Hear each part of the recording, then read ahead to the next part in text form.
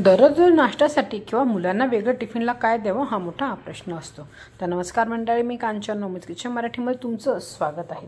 आज आपण करणार आहोत तांदळाच्या पिठापासून आणि बटाट्यापासून क्रिस्पी अशी नाश्त्याची रेसिपी, जी सकाळीच घाईगडबडीत तुम्हाला मुलांना पण टिफिनला देऊ शकतात किंवा सकाळी नाश्त्याला पण बनवू शकतात। व्हिडिओ शेवटपर्यंत बघा। चला तर मग रेसिपीला सुरुवात करूयात।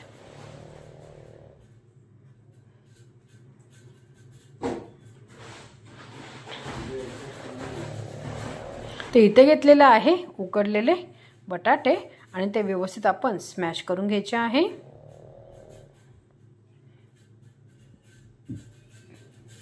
दोन बटाट्यापासून पण छान टेस्टी असा इथे नाश्ता रेडी होतो।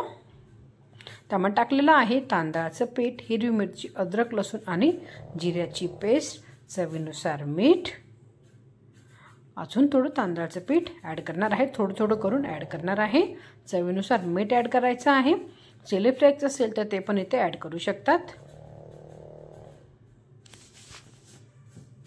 हाताने व्यवस्थित आधी मिक्स करून घ्यायचं आहे।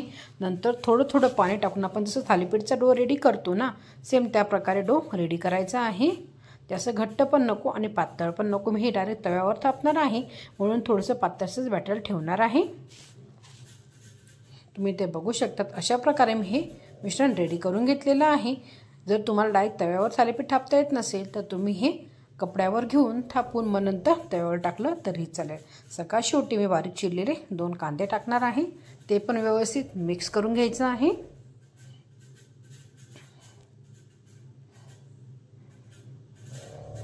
आता इथे परफेक्ट असं आपलं मिश्रण रेडी झालेलं आहे। तवा पण ऑलरेडी मी गरम करण्यासाठी ठेवलेला आहे। थोडंसं तेल तव्याला सगळीकडनं लावून घ्यायचं आहे आणि थोडंसं मिश्रण घ्यायचं आहे आणि साईडला वाटीमध्ये मी थोडंसं पाणी ठेवलं आहे। पाणीचा हात घ्यायचा आहे आणि अशा प्रकारे पातळसर असं थालीपीठ इथे थापून घ्यायचं आहे। अशा प्रकारे जमत नसेल सरळ तुम्ही एखाद्या कपड्यावर थापून नंतर तव्यावर टाकलं तरीही चालू शकेल।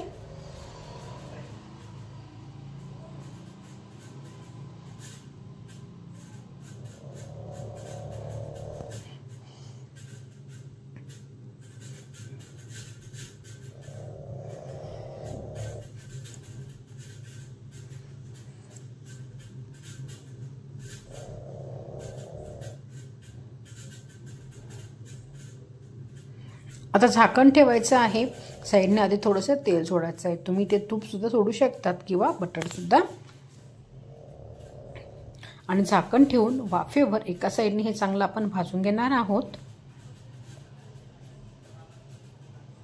बघ, एका साईडने हे छान भाजलं गेलं की हे लगेच मी पलटून घेणार आहे। इझिली हे पलटलं जातं। इथं तुम्ही लोखंडी तव्यावर केलेलं आहे तर तुम्ही इथे बघू शकतात, इझिली हे पलटलं जात आहे। आता दुसऱ्या साईडने पण तेल सोडायचं आहे आणि छान अजून 3 ते 4 मिनिटं खरपूस होईपर्यंत हे भाजून घ्यायचं आहे। तर तुम्ही बघू शकता, छान अशा प्रकारे दाबून मस्तपैकी क्रिस्पी होईपर्यंत हे थालीपीठ भाजून घेतलेलं आहे। मस्तपैकी हे गरम गरम सुद्धा खायला टेस्टी लागतात। त्यावर ठेच्याबरोबर पण तुम्ही खाऊ शकतात आणि ठेच्याची रेसिपी तुम्हाला माझ्या चॅनलवर भेटून जाईल। इथे मी थोडंसं शेजवान चटणी आणि सॉसेस बरोबर खायला दिलेलं आहे। तर रेसिपी घरी जरूर ट्राय करा। व्हिडिओ कोणत्याही कानाला तर लाईक आणि शेअर जरूर करा आणि माझ्या चॅनलला सबस्क्राईब करायला विसरू नका। नवमीत किचन मराठी बघितल्याबद्दल धन्यवाद।